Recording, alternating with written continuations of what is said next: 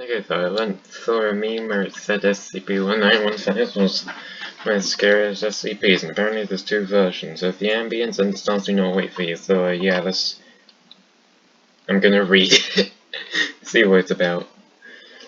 Blah blah blah blah blah blah blah blah blah, no interesting stuff. 333. What? What?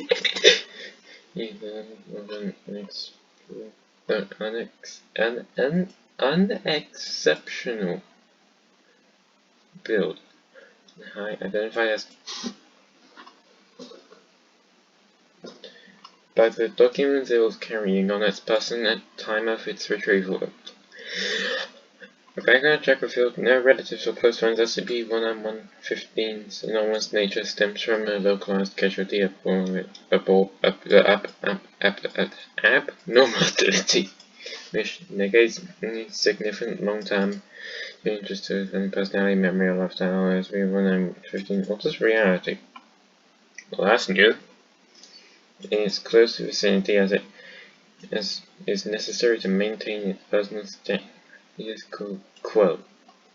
SCP-19115's effects are largely limited non-living mental manipulation, affecting living creatures. It does not appear to be aware of its enormous properties of matter. Its control over them. SCP-115 is not aware of its condition, believing it is still employed at the offices of known corporation where it was received. Well, that's just great. There's a lot of wind with stars. Do not wait. I'm scared to read this part because the meme I saw it from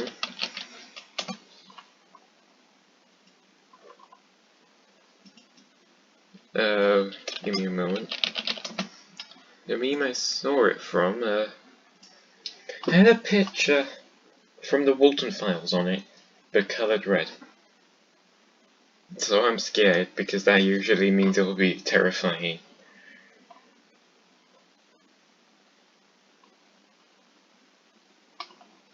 I'm genuinely scared. It's quiet out here.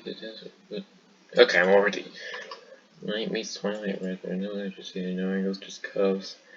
And they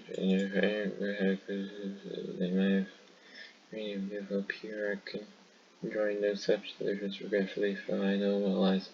Believe in it. The sounds of the endless desert. If anyone's wondering, I also watched the new Sonic.exe update, and if your song went from being too slow to the endless US version thing.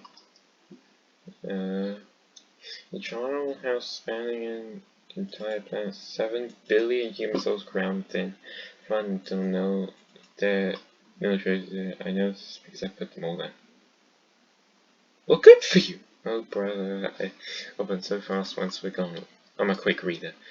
It began the day that that I have never known turned my power. The power I hid from myself in previous life for reasons I can now easily guess. I was looking out the window of my apartment so I could see the stars, and instead I saw you. Well, you saw it in carrot. Breathing as you tore yourself asunder to keep the power away from yourself. You trust what you would do with it, and you just throw it away. You knew yourself all too well. Distracted too at one point by all the accounts. How many old accounts do you have then? I should not have been able to see you, for my apartment was truly a tiny containment cell, about half a mile underground. Why is that funny? But such considerations never meant much to one living entirely in his own world. When I saw the moment of your demise, I became aware myself for the first time in I have no idea how long, whichever part of me that may throw away my power did the same to my trapping me into an eternal status quo from which there could be no release, and only a filling spreadsheet for employees who exist solely in my head. Solely? Solely. Well, of 9 o'clock meeting no one or a fake.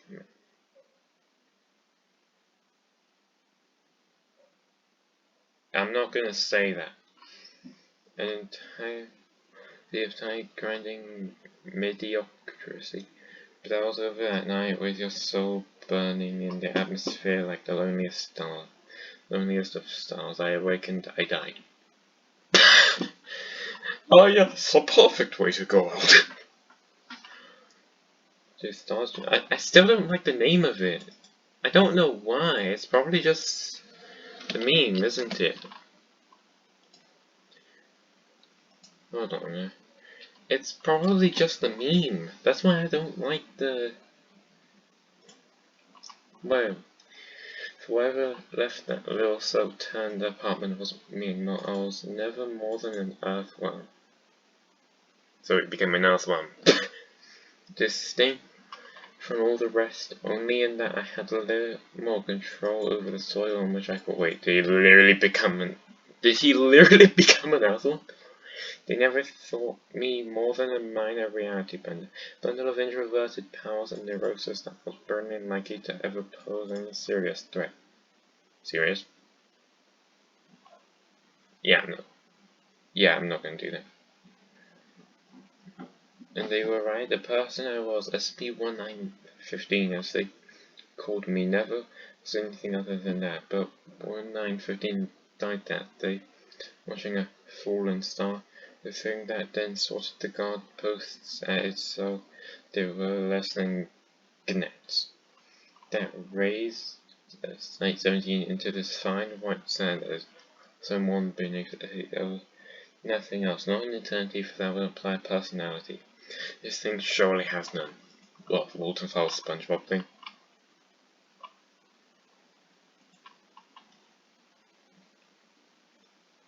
And this thing, not purposeful.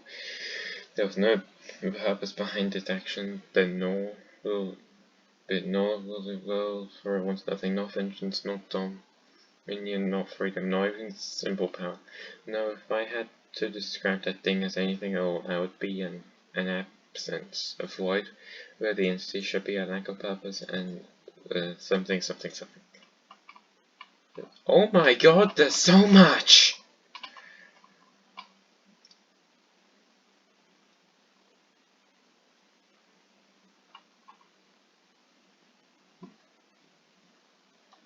The sand is still warm every day. That means the sun still burns high up. I wonder why it lets it remain when all else was so quickly erased. When it could so easily just reach and pluck it out of the sky. Had it been another, I'd suspect it was to mock humanity's memory, to mock that self of me that still persists in the first stubborn, like a buried tick, but this is the absence. It does not mock. Why is this one scare me? Like this one. The Site 17's destruction relation seems followed. The containment teams at first does slightly still enough to meet any anomaly the Foundation imagined could be contained Site 17 with overwhelming force. When those men failed to return, failed to even for their arrival, more serious measures had to be taken. Site 17 was being isolated, and so they could act freely. Gunships and fire teams, aerial bombardment, and oh my god, these people are like weapons. Foundation came down on what is still believed to be SCP-1915, like a fire god's fist, all heat and sound and bluster. It would still be truly corporeal. I doubt even ashes would have remained, but whatever the absence truly was by that point, the tattered semblance of my flesh hanging around, it had very little to do with it. It simply stood there and took it all in. Foundation's initial fury was soon spent. It then began to walk, and not too quickly either. For days it simply leisurely strode on, while the Foundation threw everything it had at it. Watched from within my dead body as it walked, unfeeling, uncaring, and the desert followed in its wake as this one's kind of scary as well. Also, what could I imagine it being like that one? I always forget the Pokemon's name, but yeah, there's like a red Pokemon. We are not quite alone here. Excuse me, what? Some stubborn, immortal, persist, wretched creatures, a continent away, an ancient man still walks. Oh, it's an ancient man, I think. Tormented by 3 mocking voices. He believed that once he was the only one left, he would be allowed to rest. He was wrong. Beneath the ground is a soil, suffocating as the earth slowly grinds in sanity to mulch. From its prison of gold and rubies there would be no release. Elsewhere lies a once smiling god as the sand covers his bronze finger. He does not resist. He had once promised the world his love. Humanity, the stars, sand pours through his fingers as he tries to gather his flame together.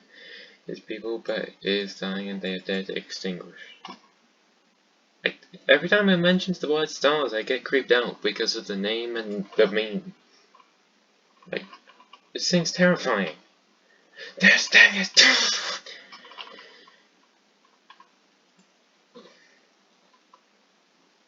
Someone walks, they are bound to reach somewhere eventually, despite everyone's best efforts, and so the absence arrived as the Sailor stands at its heels like an abandoned lapdog. What? Oh, there have been villages and towns before that, but the absence didn't seem to care enough to bother with them. It simply walked by, leaving them to the whims and sins which were only singular in their intent. But through the streets of the city it strode as mobile task forces fought and failed to burn the civilization population. A few more minutes to evacuate. By this point, hiding what was truly going on became impossible. Both attempted to evacuate the city. Once it realized there would be no stopping the absence, but if I've learned anything in my eons as a corporate peon slave, it is that organizing an operation of that magnitude is something that takes a lot more time than the Foundation had. It's a wonder they managed to save as many as they did. As for the rest, it's getting really dark in here. The only light in here is coming from outside my window and my computer. It had waited until night fell. I imagine it was an eerie sight, that lone figure standing beneath the frozen light of other worlds in the empty word between financial and word districts. I don't know how to say those. The train track used to be for the old stream word locomotives went out of service and were never replaced by newer ones. Yes, it waited until it could see the stars. Then it burned without heat, without life, without light, without life. It burned a hole through the city and there was nothing to fill it in. Reality cannot suffer a vacuum. Sorry, what? They always said, but the absence had shown how little it cared for reality. What does the absence even look like?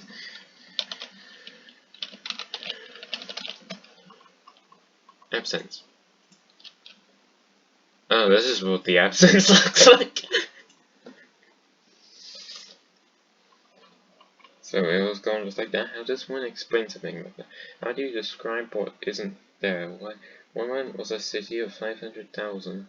Next it wasn't a place. It was even the sandsman coming. It was just a scar. It was nothing.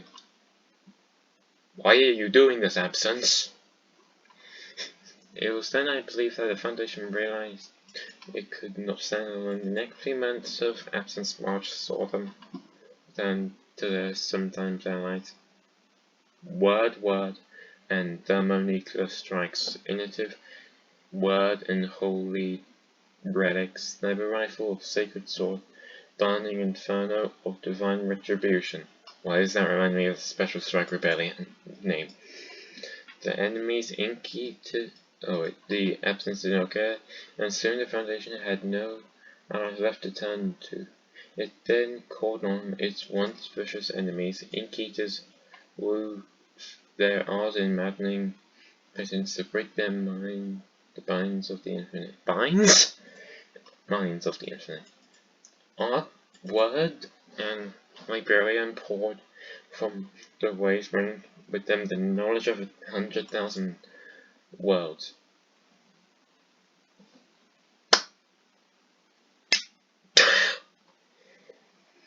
Clockwork Titans shook the barren whiteness of the sands with the thunder of metal. But Others did not care, and soon the Foundation ran out of enemies. In the last act of desperation, they then committed their final, most painful betrayal. The Wardens unleashed upon the world their prisoners of these. I have made no, though I doubt the Absence did the same. Who's he, or I, or who, or what? And the blasted wasteland that was once Boston was a Boston. It was assailed by two brothers, one savage, the other somber, one violent, the other reluctant. They nevertheless fought with a graceful unity to take the breath away. In their eyes I saw that they did not know each other for a very long while, and that they fought so that they could have time to rectify this. I saw regret in her, rage and desperation, but most of all I saw the simple need to be. I would like to believe that you and I would have been like them had we met, brother. They fought with the fury years that did not suffice. Did somebody just round us up? Your wounded valley had once been part of the next thing we came across a self-proclaimed god. There was nothing but confidence in his eyes as reality and understood what. Oh. The earth rose and boiled and heaved, the air screamed with blighted glee, and the god he strode down, draped in a cloak of lightning. As time itself clawed at the Absence with talons as her unbeing, till the god came to meet the Absence like a gaze, until his eyes rested on a nothing that lasted forever, until he did not suffice. Oh, okay, I'm getting close, like, kind of, not really.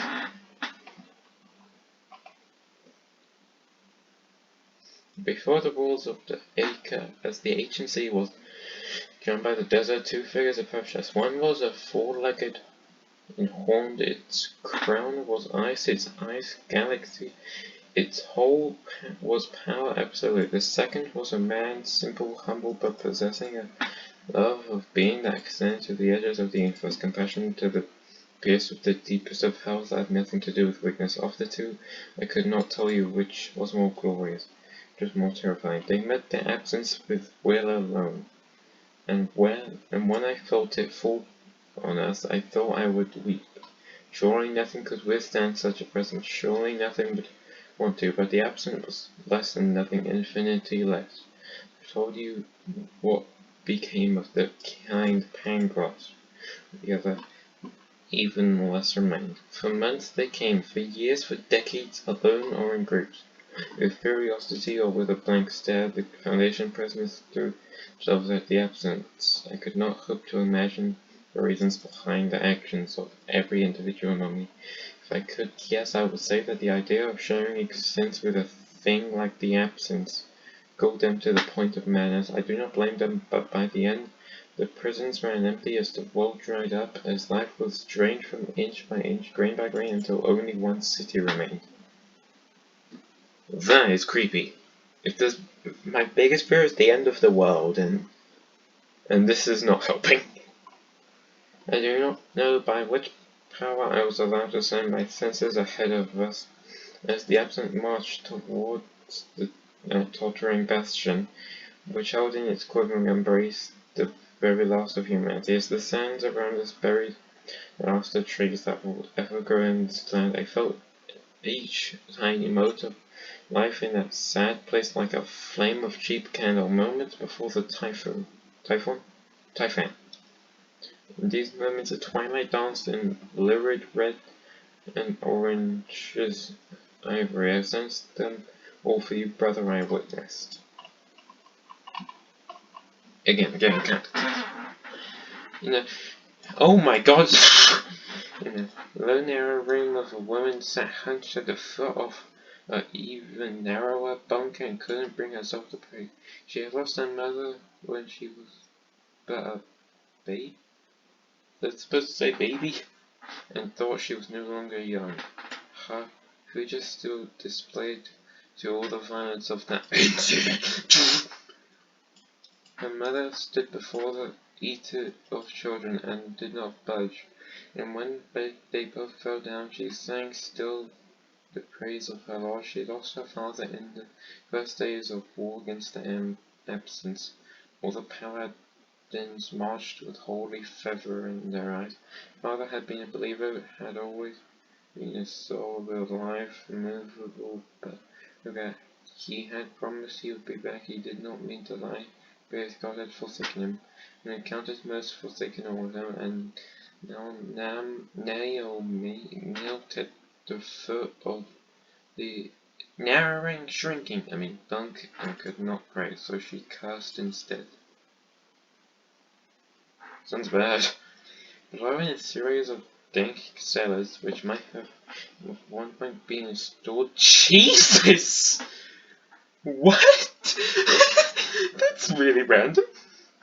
A woman of about 40 tinkered with broken toys. She was young, she made wonders, such wonders, and every line etched across her prematurely old face I saw what could have been, had it not been for the absence. For me, in the dim light, the soft noises of rotting wood crumbling beneath Carla's fingers, saw the death of potential, the death of all possibility. The Isabel was stubborn as she always was. She knew that this toy would be her last, just as well she thought. After today, there would be none left to play with it. Why is there a guitar playing in the background? On the rooftop of the highest building, still standing, an elderly man watched the world come to an end. He was once an agent of the Foundation.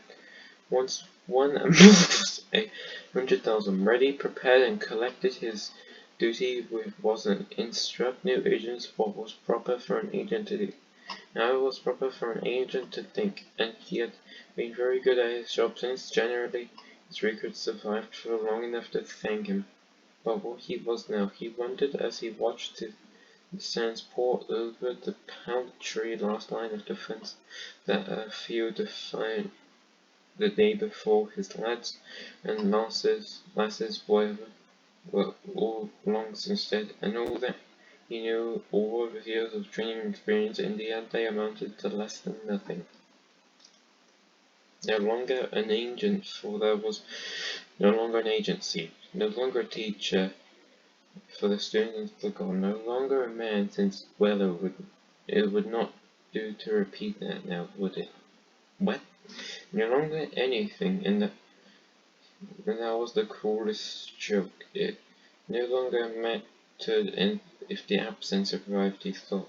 They were already within it, a noise behind him, and the old man turned to see a small mousy man in a wrinkled grey suit and a deflated hat that at one point was like a fedora. He looked at the old man but said nothing. Lombardi looked back and didn't know if to laugh or cry. Soon it ceased to matter. Oh, okay, it's getting close. Such was the unquiet small barra of heroic and the great deeds, fear of pretensions of great meaning. One night there was a human race on planet Earth, the next there wasn't, and that was it. The stars did not wait for you, brother. When they took my power, when you banned yourself in the skies above, they all looked upon you and felt nothing. The stars did not wait for humanity, for all of the promises they showed, for all promises as a storm, them, for all of the evidence, for we are, I am, all counts and possible qualifications, the greatest monster soldiers ever saw, perhaps that anyone ever saw, and yet, brother, I see now that stars wait for us. For me, where is justice in that? Seek it not, for there is none, but the fact remains, brother, the stars do not wait for you, but they wait for me, to take them into my embrace. I suspect it should not be long.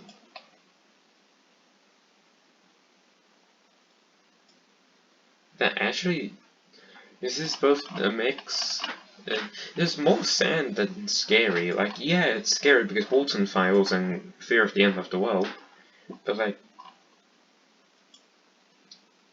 the fact that, like, there's no more other than like 2 guys, I think, and one of them was gonna die and the other was about to ascend or something. I don't know. Can some SCP nerd just say like the whole story of this, and can SCP nerd just like, I don't know, like sum up the whole story of this in the comments, like please.